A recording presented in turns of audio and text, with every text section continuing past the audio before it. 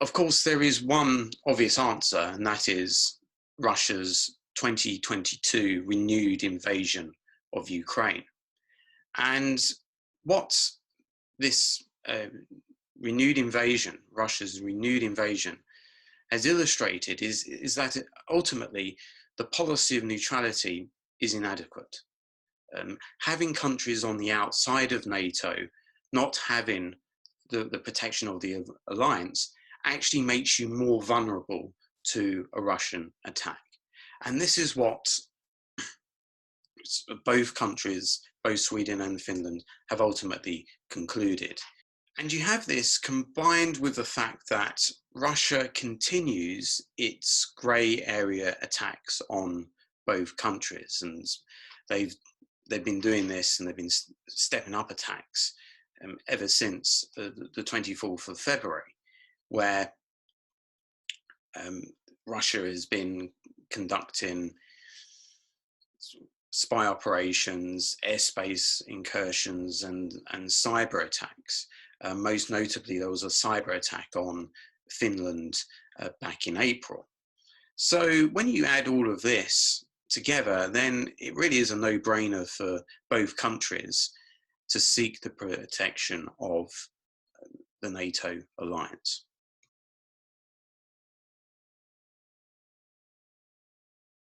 Firstly, of course, it adds to NATO's capabilities, and it adds to NATO's deterrence value, so to speak. So if you add Sweden and Finland, NATO will have 32 countries, and if Russia attacks a NATO country, then they have potentially 32 countries to deal with. Sweden and Finland also provides modern NATO standard armed forces, which can very easily operate alongside NATO members. Finland also brings a defence force of 250,000 personnel. Although these are mostly reserves, 19,000 of these are active, it is still a substantial force to bring to bear. And both countries bring with them experience and advantages, for example, intelligence on Russian movements in the case of Finland. Having Sweden and Finland in NATO ultimately means that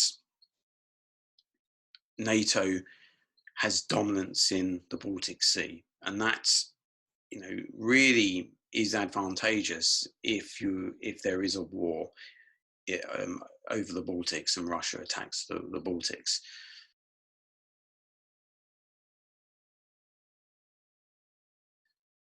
The public reason, what Turkey publicly states, is that they believe, or they accuse Sweden and Finland of harbouring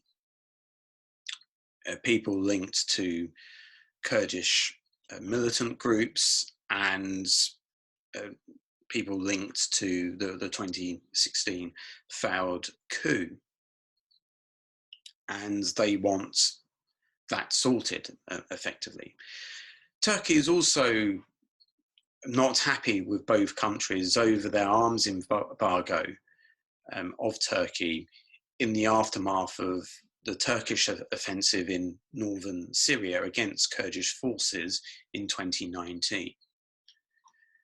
But there are also other reasons as well, and these reasons have to do with Turkey's broader issues with NATO as a whole and certain members of NATO.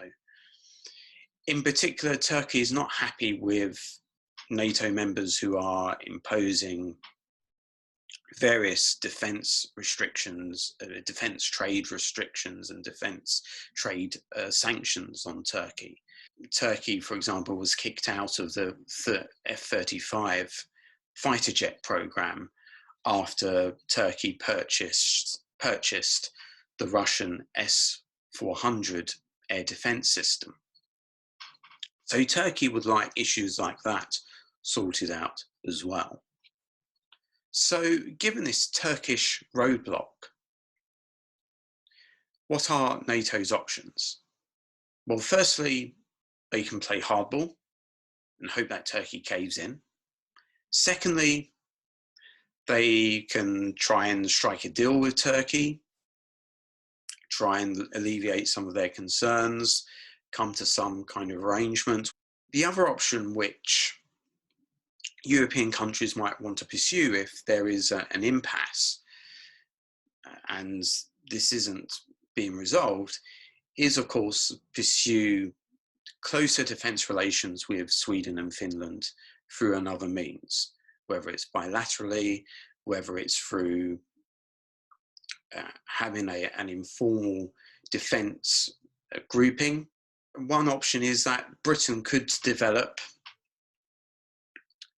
further the Joint Expeditionary Force, which contains Nordic countries, Baltic countries, and the Netherlands, and use that as a kind of a focal point where closer defence cooperation could occur.